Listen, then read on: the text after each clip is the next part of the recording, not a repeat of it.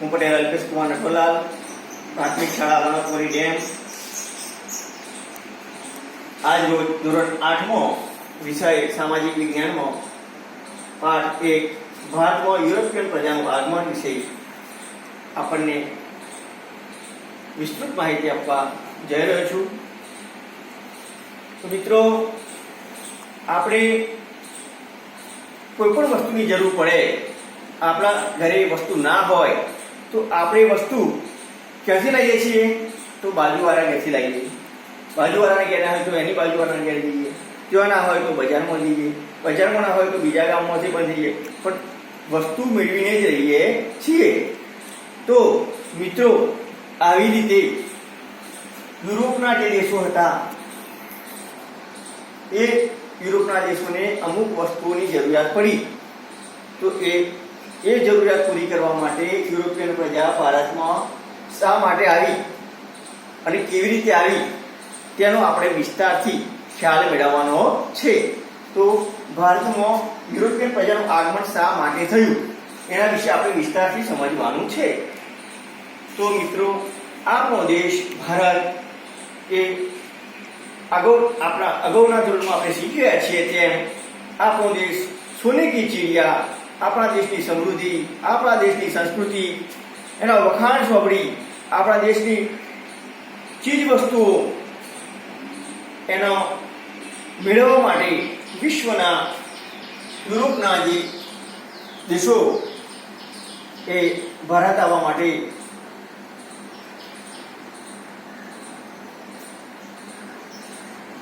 આવે છે. એમાં આપણો દેશ દુનિયામાં અગ્રમહરોળમાં હતો. એનું સ્થાન દેશ પરદેશના લોકો આપણી સમૃદ્ધિ અને સંસ્કૃતિથી પ્રભાવિત થયા. વિશ્વના લોકો આપણા દેશમાં વેપાર કરવા માટે, ધન કમાવા માટે આતુર થયા. વિદેશી વેપારીઓ જમીન માર્ગે વાયવ્ય સરહદેથી ભારતમાં આવતા હતા, પરંતુ વર્ષોથી આ વેપાર છેડતા હતા. પણ સમય સંજોગ અનુસાર એવું બન્યું કે તુર્કોએ કોન્સ્ટેન્ટિનોપલ જીતી લીધું. આ કોન્સ્ટેન્ટિનોપલ એ દ્વાર હતું, આ વેપાર માટેનું એક મુખ્ય દ્વાર હતું. એ દ્વાર તુર્કોએ જીતી લીધું. પરિસ્થિતિ બદલાઈ ગઈ ત્યારે જમીન માર્ગે વ્યાપાર અટકી ગયો. યુરોપિયન દેશોમાં ભારતની ચીજ વસ્તુઓ જેવી કે રેશમ, સુતરાઉ કાપડ, મલમલ, મરી મસાલા, તેજાના વગેરે ચીજ વસ્તુઓની માંગ વધી ગઈ. વિદેશની અંદર આ બધી વસ્તુઓની ખોટ ચાલવા લાગી. આ પરિસ્થિતિને પહોંચી વળવા અને આ પરિસ્થિતિનો લાભ લેવા માટે યુરોપના કેટલાક મોટાભાગના દેશોએ ભારત પહોંચવાના જળમાર્ગ શોધી કાઢવાની યોજના અમલમાં મૂકી. તો યુરોપના અન્ય દેશોના સાહસિક નાવિકોએ ભારત આવવાના જળમાર્ગ શોધી કાઢવા માટેનું પેલું ઝડપ્યું. તેમાંનો એક હતો ક્રિસ્ટોફર કોલંબસ.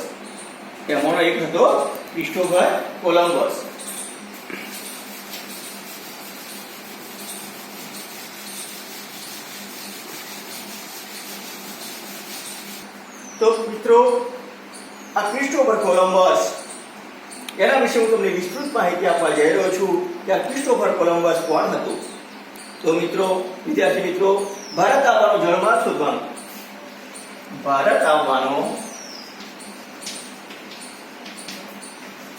જળમાર્ગ શોધવાનું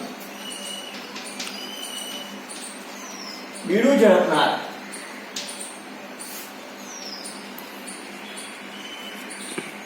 ઇટાલીનો સાહસિક નાવિક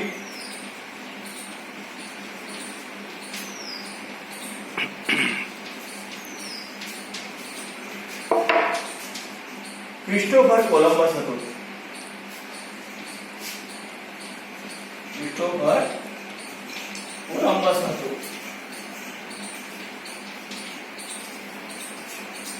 તે માનતો હતો કે પૂર્વમાં જવા માટે પશ્ચિમ બાજુથી જઈ શકાય છે. આમ સાથી અને વિચાર્યો છે એ મિત્રો તમારે કહેવાનું છે. તે માનતો હતો કે પૂર્વમાં જવા પશ્ચિમથી જઈ શકાય. તો આવું શા માટે તેને વિચાર્યું હશે?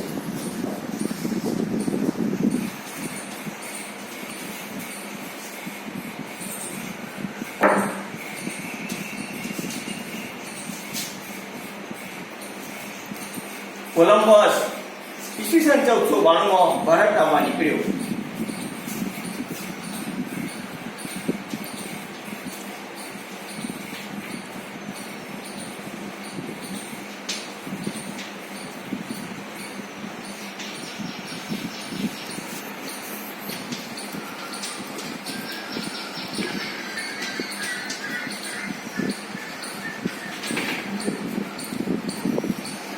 આ કોલંબસ ઈસવીસન 1492 ની અંદર ભારત આવવા નીકળ્યો, પરંતુ આકસ્મિક રીતે તે અમેરિકા જઈ ગયો.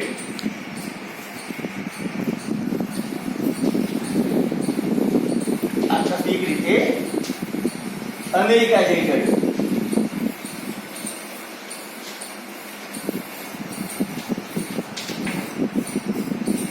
તે જીવ્યો ત્યાં સુધી તે પોતાને હિન્દુસ્તાનનો શોધક માનતો રહ્યો.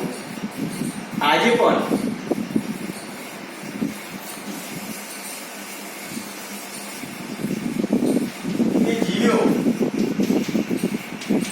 ત્યાં સુધી પોતાને હિન્દુસ્તાનનો શોધક માનતો રહ્યો. એ જીવે ત્યાં સુધી પોતાને હિન્દુસ્તાન શોધ્યું એવો હિન્દુસ્તાનનો શોધક પોતે માનતો રહ્યો. આજે પણ અમેરિકાના મૂળ વતનીઓને રેડ ઇન્ડિયનો તરીકે ઓળખાય છે. આજે પણ અમેરિકાના મૂળ વતનીઓ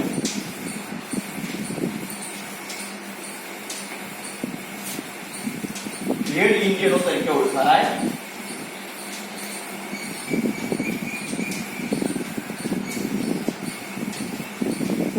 અને કિનારાના ટાપુઓ ને વેસ્ટ ઇન્ડિઝ કહેવાય છે.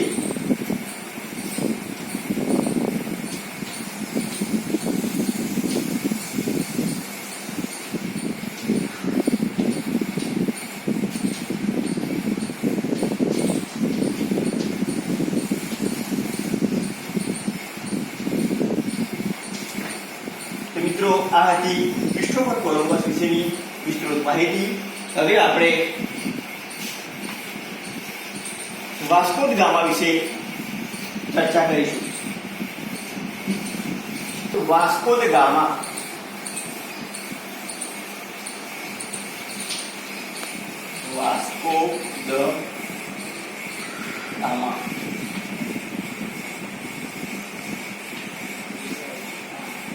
તો મિત્રો, ભારત આવવાનો જળમાર્ગ શોધનાર પોર્ટુગલનો રહેવાસી વાસ્કો દ ગામા હતો.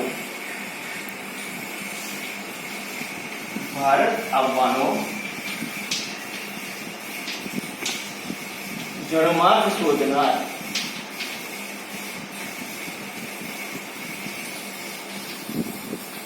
પોર્ટુગલનો રહેવાસી વાસ્કો દ ગામા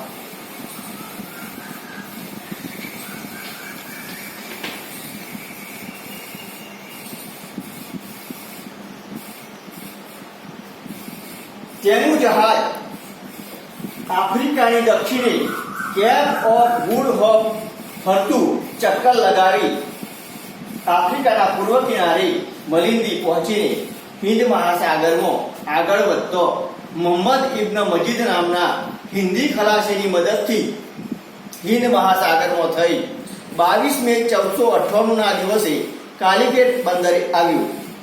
કાલિકટનો રાજા જામોરીન હતો. કાલિકટની અંદર જામોરીન રાજાનું રાજ્ય હતું. તે રાજ્ય કરતો હતો. તેને પોર્ટુગીઝ લોકોને વ્યાપાર કરવા માટેની છૂટ આપી. તો મિત્રો, નકશાની અંદર આપણે જોઈશું તો અહીં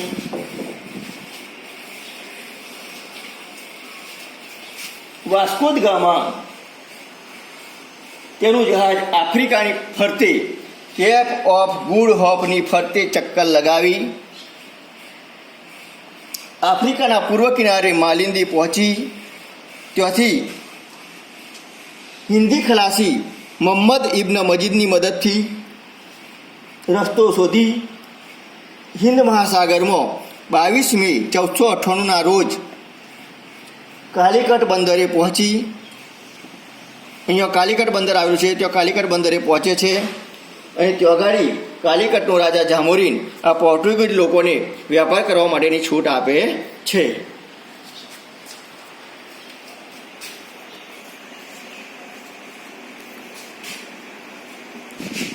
ઈસવીસન 1502માં પોર્ટુગીઝોએ વ્યાપાર કરવા માટે કાલિકટમાં કોઠીઓ સ્થાપી, તેની ફરતે કિલ્લેબંધી કરી અને અલ્બુકર્ક નામના એક સેનાપતિને તેમને તેના રક્ષણ માટે નિમણૂક કરી. અલ્બુકર્કે ઉત્તરમાં આગળ તરફ વધી ઈસવીસન 1506માં ગોવા જીતી લીધું.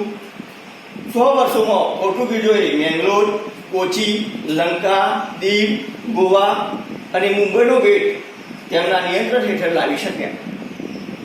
તો મિત્રો વિસ્તારથી જોઈશું તો ભારત આવવાનો જળમાર્ગ શોધનાર પોર્ટુગલનો સાહસિક રહેવાસી વાસ્કો દ ગામા હતો. તેનું જહાજ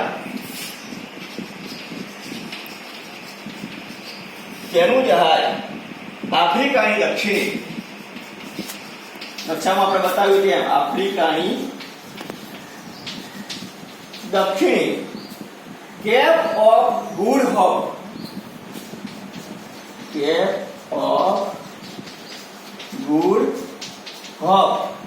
ફરતે ફરતું ચક્કર લગાવી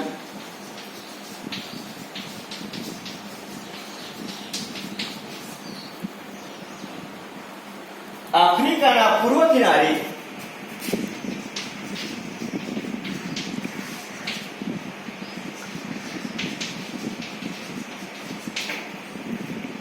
મલિંદી પહોંચી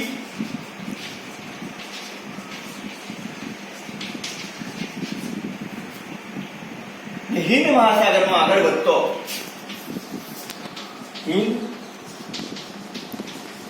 મહાસાગરમાં આગળ વધતો હિન્દી ખલાસી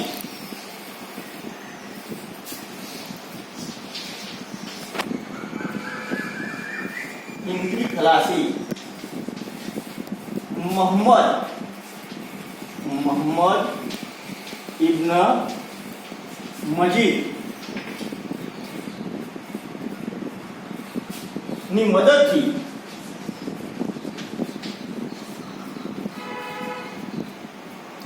22 મે 1498ના દિવસે 22 મે 1498ના દિવસે કાલિકટ બંદરે આવી. જહાજ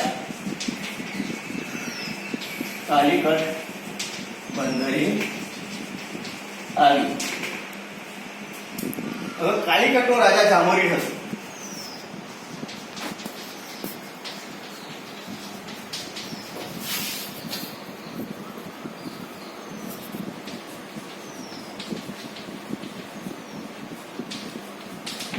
કાલિકટનો રાજા જામોરીન હતો.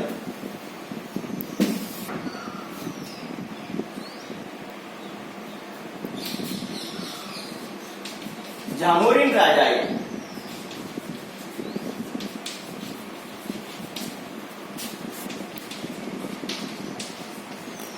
પોર્ટુગીઝોને વ્યાપાર કરવાની છૂટ આપી.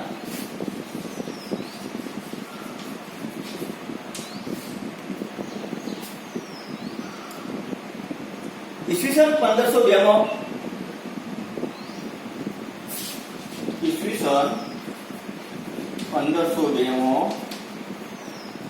પોર્ટુગીઝોએ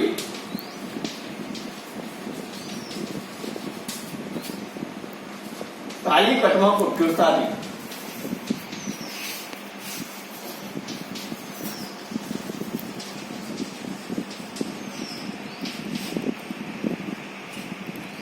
તેની ફરતે કિલ્લો બાંધી કોઠીઓ ફરતે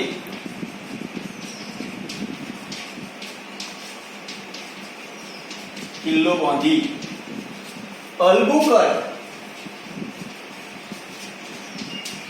અલ્બુકર્ક નામના સેનાપતિને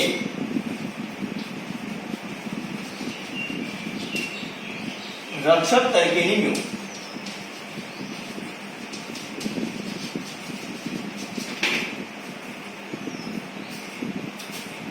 અલ્બુકર્કે ઉત્તર તરફ આગળ વધતો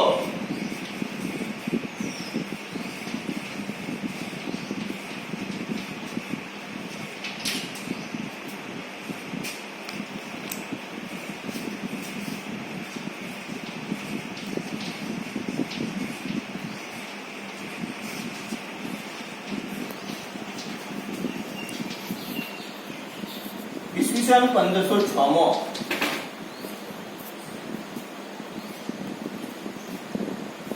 ગોવા જીતી લીધું.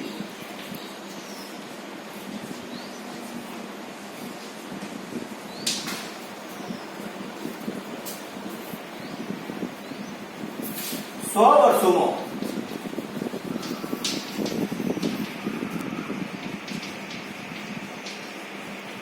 પોર્ટુગીઝો મેંગલોર,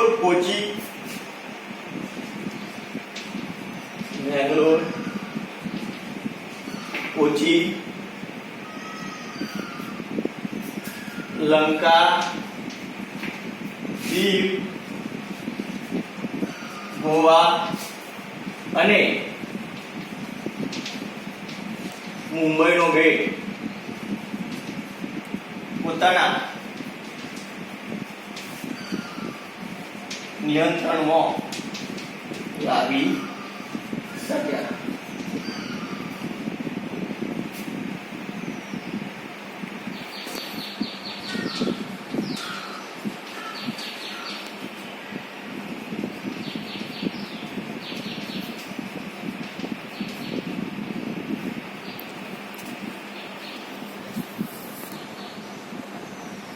સત્તરમી સદીની શરૂઆતમાં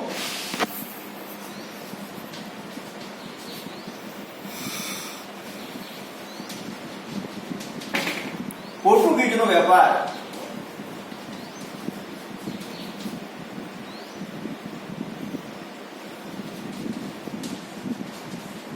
આગળ વધવા લાગ્યો.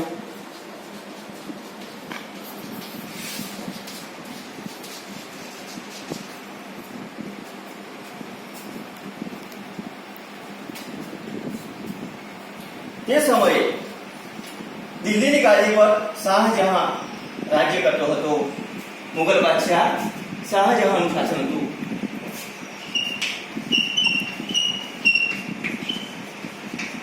દિલ્હીની ગાદી પર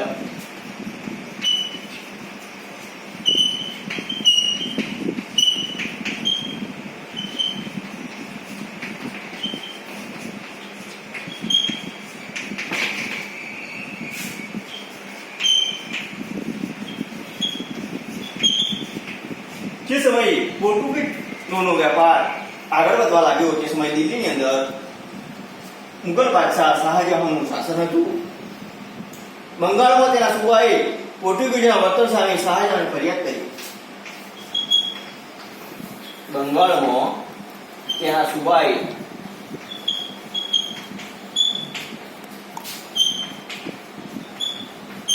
પોર્ટુગીઝોના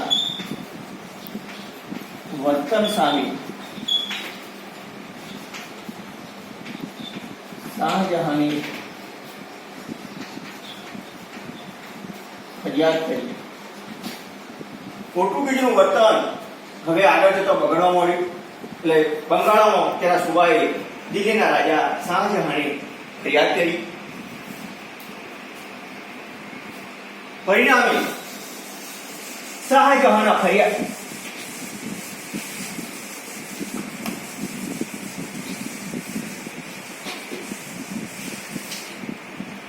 સુબાએ ફરિયાદ કરવાથી શાહજહાંના સુબાએ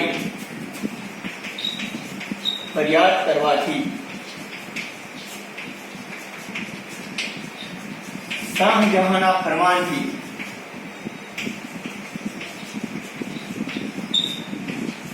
હુગલીની કોઠીઓ તોડી પાડવામાં આવી.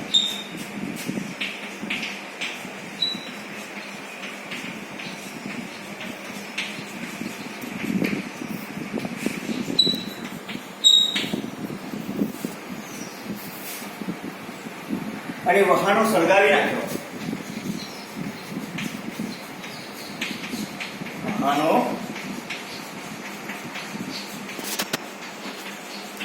સળગાવી નાખ્યા. પરિણામે પોર્ટુગીઝ સત્તાનો અંત આવ્યો. પરિણામે પોર્ટુગીઝ સત્તાનો અંત આવ્યો. પોર્ટુગીઝની સત્તા ફક્ત દીવ દમણ અને ગોવા પૂરતી મર્યાદિત હતી.